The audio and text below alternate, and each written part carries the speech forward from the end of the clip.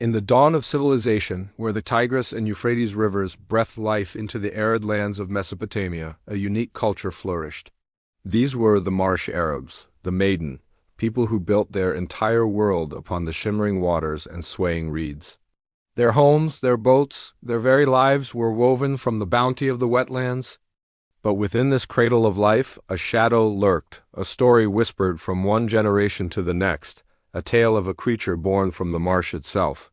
They called it the Reed Man. Imagine you're poling a masshoof, a long, slender canoe, through the labyrinthine waterways.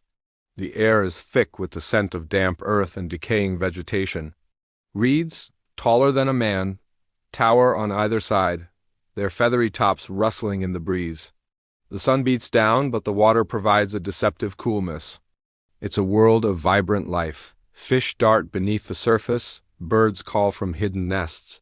But as twilight begins to bleed across the sky, painting it in hues of orange and purple, a different feeling settles in.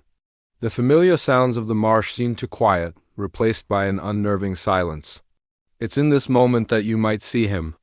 At first, you wouldn't even be sure what you're looking at.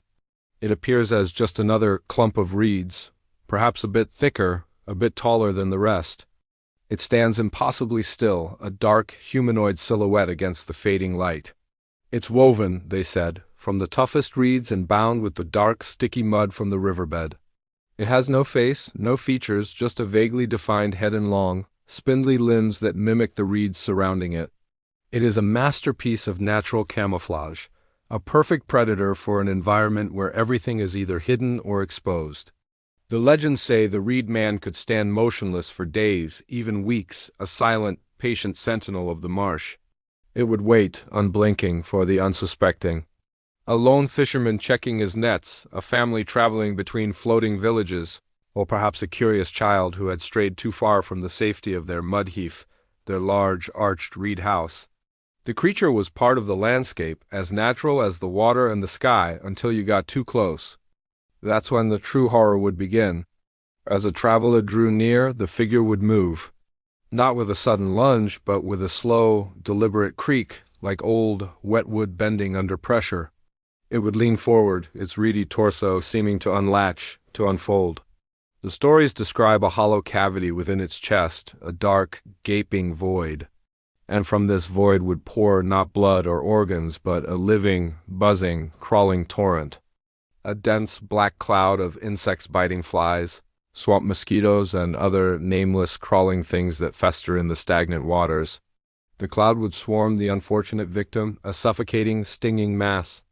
Their screams would be swallowed by the rustling reeds and the drone of a million tiny wings. The attack was not just physical. It was a psychological assault. To be consumed by the smallest, most detestable creatures of the marsh, unleashed from a monster made of the very material that gave you life, it was a fate worse than being taken by a crocodile or a wild boar. It was a violation of the natural order, a perversion of the world they knew. This fear was so profound, so deeply ingrained in the psyche of the marsh dwellers, that the mere sighting of a Reed Man was enough to cause mass panic. Entire villages, painstakingly constructed and maintained for generations, would be abandoned overnight. Imagine the scene that would greet a visitor the next day, a ghost village floating on the water. The fires in the hearths would be cold, but with food still sitting in the pots, half-eaten meals left on woven mats. Tools would be dropped where they were last used. Personal belongings, precious and few, left behind. It was as if every single inhabitant, men, women, and children had simply stood up in unison, walked to the edge of their man-made island, and stepped into the dark water, never to be seen again. Archaeologists and historians exploring the remnants of these ancient settlements have been baffled by this phenomenon. They've unearthed sites that are perfectly preserved, frozen in a moment of sudden departure. There are no signs of a struggle, no evidence of an attack, no indication of plague or famine, just absence. A void where a community once thrived. The official explanations often point to sudden floods or intertribal conflicts, but the folklore of the region offers a more chilling alternative. They didn't flee from a tangible threat. They fled from a specter, a supernatural dread that unraveled the fabric of their society. They walked into the water not to drown, but to escape, to return to the primeval element from which the monster came, hoping to find peace in its depths. What was the Reed Man? Was it a literal monster, a cryptid of the ancient world? Or was it something more? Some scholars suggest it might have been a symbolic representation of the dangers of the marsh itself. The diseases carried by insects, the sudden, disorienting fevers, malaria, perhaps could have been personified as this terrifying figure. An outbreak could easily feel like an attack from a single, malevolent entity, causing hallucinations and delirium that would drive people to abandon their homes in a state of panic. A man, delirious with fever, stumbling out of the reeds covered in insects, might have been the seed of the legend. Others propose a more human explanation. Could the Reed Man have been a tactic used in warfare between rival tribes? Imagine a warrior, camouflaged in reeds and mud, using a hollowed-out gourd filled with biting insects as a primitive biological weapon. The sheer terror and confusion such an attack would cause could be enough to rout an entire village without a single sword being drawn. It would be a ghost story weaponized, a myth made real to sow chaos. But the old tales don't speak of men in costumes. They speak of a creature that was not born, but woven.